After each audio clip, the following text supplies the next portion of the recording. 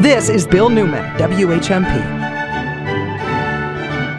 And we have a very special edition of NPR, Northampton Poetry Radio, with our Poet Laureate, Rich Michelson. It's an honor to have with us on NPR this morning, Gregory. Rich Michelson? Well, Greg is one of my favorite poets. He's been important to me for many years. He's written, many acclaimed poetry books, awards, but I just want to get right into welcome you, Greg, to be here. Bill mentioned, let's start with, he mentioned your book, Gathering the Bones Together. And that poem begins, I was 12 when I killed him. I felt my own bones wrench from my body. Your memoir, The Blessing, which is one of the most powerful memoirs I have ever read. It's incredibly moving. And it also begins with you at the age 12 accidentally killing your brother during a hunting accident. It's something that you have written about over your career many times. And one of the things that interests me or occurs to me, I also, many of my work has to do with my father's murder and sometimes about the Holocaust. And I wonder about this idea of making art out of tragedy, and your essay book, Poetry is Survival. Can you talk about where that line comes? Absolutely. Okay, the first thing that comes to my mind, I have a scattered mind, so a lot of things that come into it, but let's see if we can get a little sequence I remember that part here. from when we lived together. Okay, well, haven't changed. That part never changes. You said making art out of tragedy.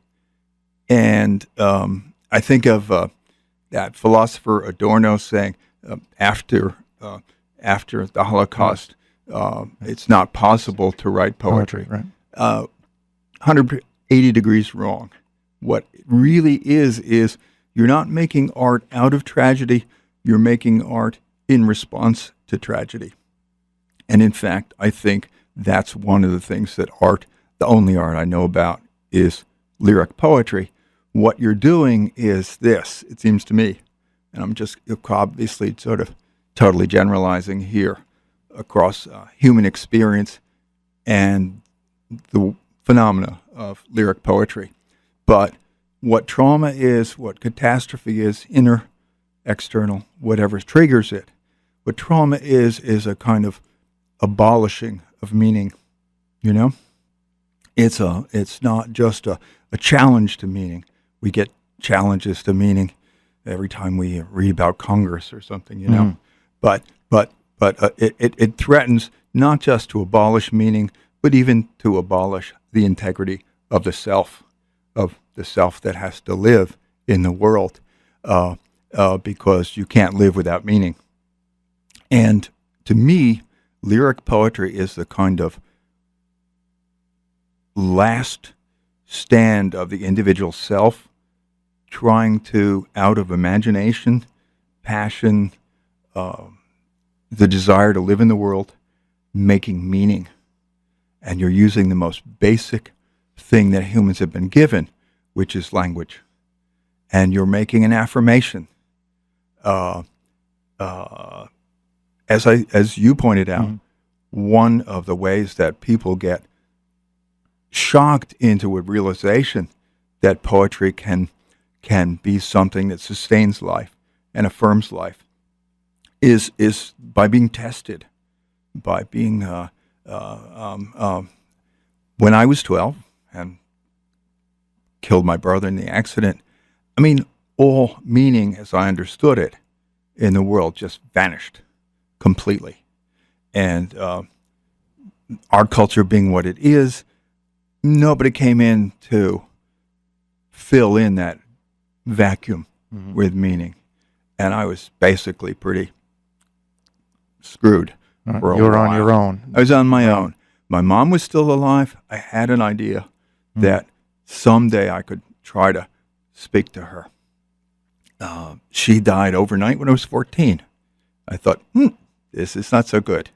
This is really the end of the road. A few years later, I went into social activism. Unfortunately, my great historical moment was like 1965, civil rights volunteer in the Deep South. So I got kidnapped at gunpoint and, nearly killed. So I wasn't getting anywhere there, nor did I have the social skills for politics. And somewhere in there, poetry was happening for me, the poem. And at first it was a poem of escape, but but lyric poetry, it's the voice of the individual self. And sometimes it's speaking into a void, into the abyss, but it's still a song. It's still the affirmation of human possibility and dignity. It's still saying, I'm here.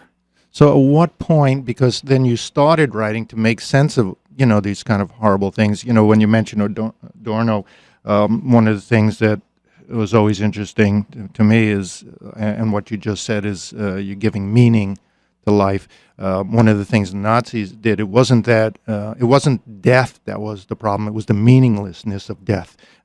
Great literature had been written about death. That's one of the great themes. What the Nazis did was wipe out the meaning of individual deaths. So when they destroyed the possibility of understanding the quality of death by just quantifying it into a total abolition of So when you're starting to write as a young man, and at first you're trying to make sense of what you've gone through, at what point does you start writing almost as therapy, and at what point does it shift into a greater understanding? I don't think it. I mean, when we try to understand this, there's a tendency to say, "Oh, this must be poetry as therapy," and we're trying to get. We're in a culture that doesn't know what to do with poetry, that doesn't seem to recognize that, say, poetry and rock and roll and popular music are just a continuous spectrum of human expression. Okay, so we have to have some special explanation for a certain kind of poetry that'll put it in a little box. Therapy. Oh, we're a therapy culture. I can do this. This is therapy. Like the lines you quoted. I was 12 when I killed him. That's not where the poem begins. That's actually really where the poem ends. It's a 7-part poem. Mm-hmm. And what do I mean by that? What I mean is, that's the second book I wrote. It's in the second book, and I couldn't have begun the poem, I was 12 when I killed him. What am I trying to say here? That one of the things about trauma is that, among other things, there's the shame of isolation, the isolation of shame, and silencing fear to speak of these things. I couldn't speak about my brother's death and stuff. So for me, I wrote a whole book before I could ever even speak my story. You see, I spoke it in disguise. I spoke it in what at the time would have been a mode of writing, a kind of surrealist poem, one that was often so cryptic that people were saying, "What the heck is this poem about? We know it's not jolly." But, what is it? What is it about? I mean, I can remember a poem from the first book where, it was about my brother's death, but nobody but me could have known that. Maybe I didn't even know it when I wrote it. Okay? So I think one of my favorite heroes, sorry about how we go everywhere, but nowhere. One of my favorite heroes is a Brazilian literacy theorist, Paulo Freire, and he says literacy is what can free us. Education is what can oppress us into overcultural values. But literacy, being able to read and write, can free us. How? He says by naming our world in our words. You see? All right. This is a liberation literacy that allows us to get at the dignity of our own individual story in life. Now, is that therapy? Is that egotism? Is that narcissism? No. What it is the voice of the individual human being insisting on his or her story and its potential dignity, or urgency. I want to jump on that naming. First, I want to say that you're listening to NPR, Northampton Poetry Radio, on WHMP, the Bill Newman Show. My guest is Gregory Orr, who is reading at Mount Holyoke College on Friday evening at 7 as part of what I think is one of the great festivals, art festivals.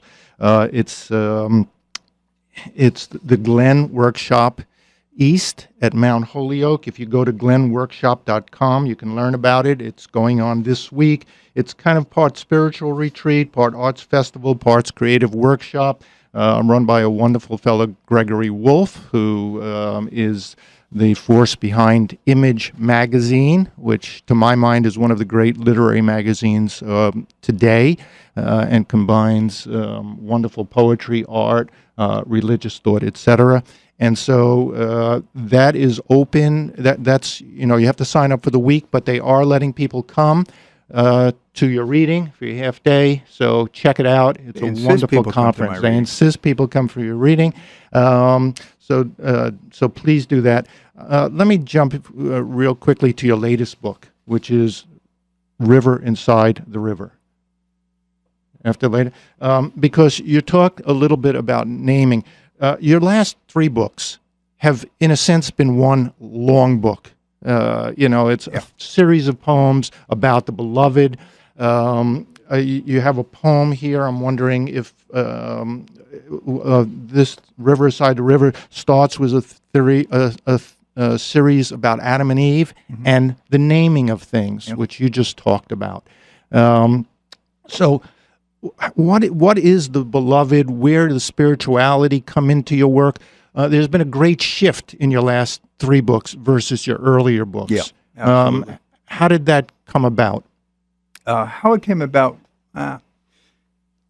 Long story. Let me just jump in and say a lot of this work is really joy. I don't want to get the sense that this is joyful work. It's really beautiful. So we've been talking about the darker side. I wanted people to know that this your recent work is really blossoming and love without ignoring the darker parts. So talk a little bit about that. Sure. I feel as if I'm, obviously this can happen with poets. I feel as if, as you say, there's really 2 careers. What that sequence is a kind of unfolding lyric sequence. It probably concerns 2 or 3 things. One is the beloved. What would the beloved be to me? Okay, the first thing is that it's not beloved with a capital B. It's with a small b. This is a mortal entity, the beloved. It is the other. It's the not self that brings the self into relation to the world, which is to say, the beloved could be. One of my beloveds is my pet dog. I have mixed feelings about my cats. Cats go in and out of beloved. My dog is always beloved. Dogs are reliable. Absolutely. You give, they give. It works. It could be a creature. It could be a place. It could, of course, be a person. And so the beloved is the Greek poet Sappho says somewhere, whatever one loves most is beautiful. And to me, that's the power of lyric affirmation. To love something is to make it beautiful. You can bestow meaning on it. Or Buber with his I and thou thinking is also, it seems to me, very much what that's about. We're going to take a break. When we come back, we'll have more of Northampton Poetry Radio with Rich Michelson and Gregory Orr. Welcome back to NPR. Rich Michelson. Hi. And that's Northampton Poetry Radio, just to clarify. No, it's really NPR. No, it's not. Yes, it is. We lose our FCC license if we don't clarify it. All right, come on. We're losing poetry time here, guys. Let's start with you. We talked about naming your new work. let's start with you reading a poem from your newest book, River Inside the River. You'll be reading from that book this Friday evening at 7 at Mount Holyoke College, Glen Workshops, glenworkshop.com. Check it out for the other information. So let's hear from you, one of your later poems. Great. So this is from the Adam and Eve in the garden. The beloved, a figure who brings you into the world, which is into the world of motion. In my story, God only wants us to use nouns. You know, he wants everything to stay stable and static. But Adam and Eve choose verbs, choose to live in the world, and therefore to be mortal. And that's the courage part and stuff. So this is called To Long. How beautiful they were, Adam thought. These beasts and birds, these tall grasses and flowering trees.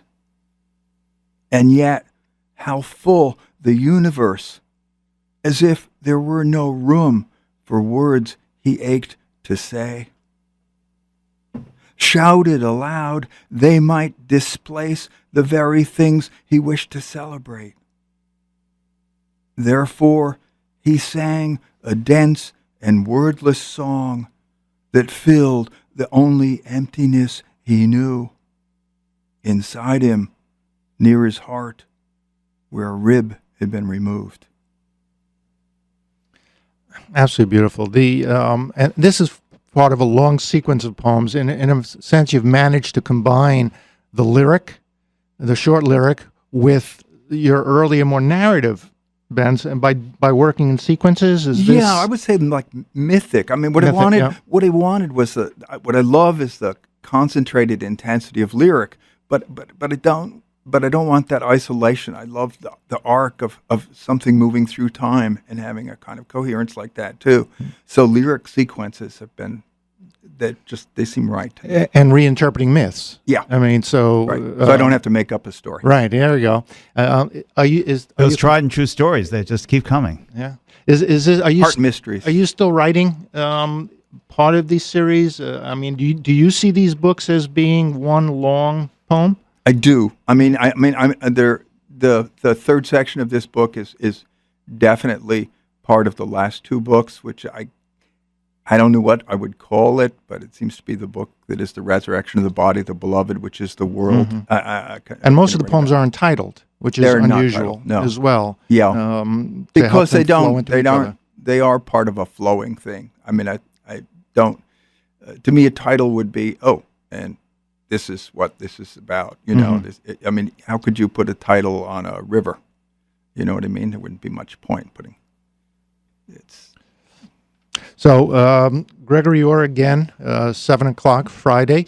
Also, I'd be remiss if I don't say you heard Bill Newman read from his book at the beginning of this segment. If that intrigues you and you want to hear more, Bill will be reading. Has been reading. Actually, you're reading Saturday. Next one is about. That's you're right. You're reading Saturday. He doesn't even know. If I weren't here, he wouldn't show up. He might not even show up. And I'd get more time to read. At the Smith College Poetry Center this Saturday, June 14th, between 4 and 6 p.m. You can come. You can hear Bill Newman. He's got some other people reading with him. Some other famous authors. I think actually just famous authors. I'm gonna be there, and if Bill doesn't show up, I'll get to read a little bit more than I had anticipated. Also, some other authors from the Straw Dog writing workshop. So be there Saturday, June 14th, between 4 and 6. Rich Michelson, Gregory, thanks so much for coming. I really appreciate it.